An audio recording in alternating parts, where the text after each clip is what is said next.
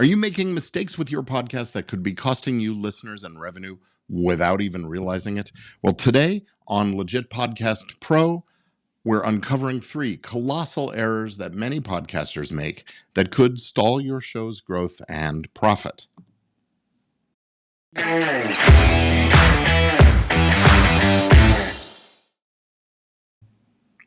Hello and welcome to Legit Podcast Pro. I am Gordon Firemark, the podcast lawyer, and today we are unpacking 3 colossal mistakes the podcasters make that stall growth and revenue. Plus, if you stay tuned to the end, there's a bonus mistake I'll tell you that's very easy to overlook, but really critical that we address. So let's just dive right in here with mistake number 1, neglecting proper licensing and copyright clearances.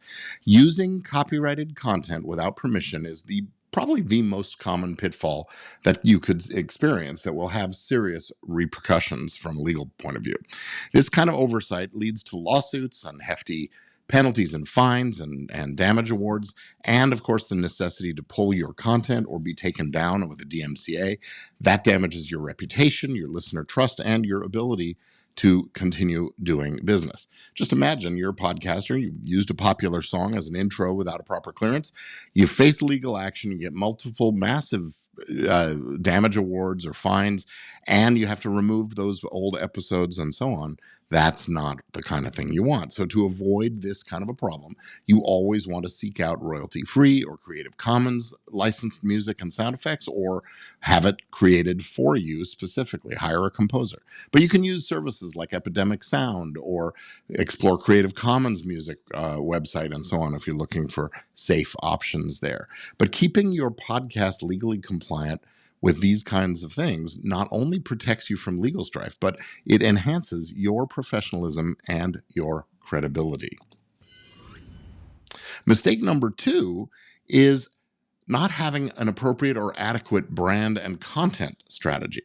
Without a clear brand identity and content strategy, your podcast is less likely to resonate with and retain listeners. What I'm talking about here is your show's title. You want to choose a title that is distinctive, that sets your show apart, and at the same time that conveys some sense of what the show is about. A poorly defined podcast title could struggle to help attract and maintain an audience and sponsors, and that limits growth and revenue opportunities. But on the other side, if you have too common of a title, you could be infringing someone else's.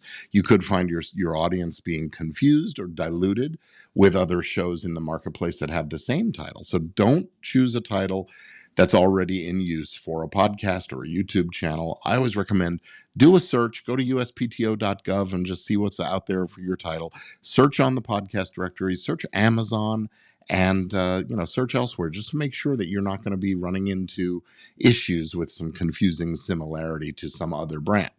Consider a title like this, a case study that initially mixed various topics and struggled with growth until they hone in on a specific niche. This is another part of your brand identity.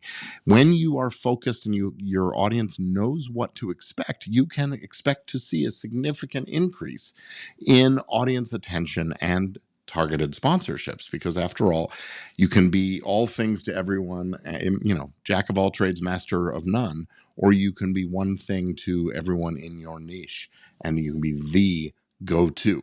So define your podcast niche and target audience. Choose a title that makes sense, that will distinguish you from the others in the marketplace, but also convey some sense of what you're doing. And develop a content calendar to get content out that aligns with your audience interests and expectations.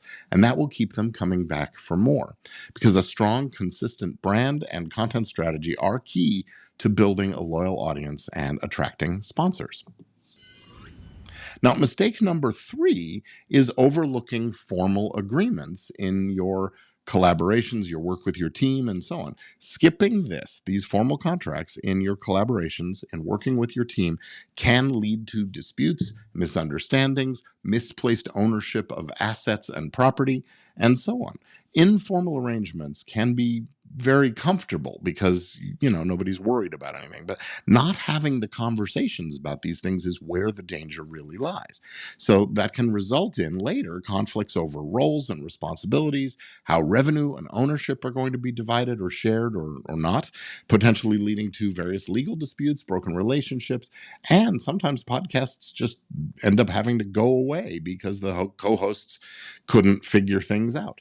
Imagine a case study where two co-hosts don't have that formal agreement and they end up having some kind of a disagreement over how to monetize the show or what to do with the show going forward. And ultimately, they end up having to dissolve what is an otherwise successful podcast partnership because they can't seem to find that middle ground. I personally think better not to have ever started a show until you have a clear understanding of whose show is it, what's going to happen, how are we going to divide things up, what happens if somebody leaves, those kinds of things. The kinds of things I refer to as a podcast prenup. So always formalize your relationships, your deals with your co-hosts, your co-producers. Everybody on your team should have clear written agreements that outline their rights and contributions and expected shares of profits or other compensation they're entitled to. And if necessary, either consult with a lawyer like me to ensure that all your bases are covered, or head on over to podcastprenup.com for a checklist that will walk you through the conversation points, the talking points that you want to have to make sure you get these kinds of things right. Because proper agreements not only prevent misunderstandings, but they give a clear framework for the collaboration and the relationship, and also the what-if scenarios that happen when the relationship comes to its end. And that ensures that everybody knows what to expect and their interests are protected. And here's your bonus mistake, and that is waiting too long to get legit with this kind of stuff, to adopt that professional attitude, because treating your podcast as a hobby is amateurish, and rather than treating it as a business, which is very professional. So treat it as a business and maximize potential. Delaying the adoption of this professional approach really can hinder your ability to monetize and protect your work effectively. So from the outset, treat your podcast like the business enterprise it is. Implement the appropriate legal and business structures, understand your intellectual property rights, work out your deals with your team, and plan strategically for the kind of growth you look for. Embracing this professional, business-like approach early on will set the stage for future growth, success, and profitability. So that's going to be a wrap for today's episode. But before we go, I just want to invite you to join our free podcast growth and profit workshop. It is the perfect place to dive deeper into these kinds of topics and learn how to avoid these and other common mistakes. Get the fundamentals handled correctly for that professional approach. And you can do that by registering now at event.podcastlaw.net. And that's going to be it for this episode. Thanks for tuning in to Legit Podcast Pro. If you found today's insights valuable, please subscribe and write a review. And remember, the success of your podcast lies in your hands. So make it count. And until next time, keep on podcasting the smart, legal, professional way. See you next time.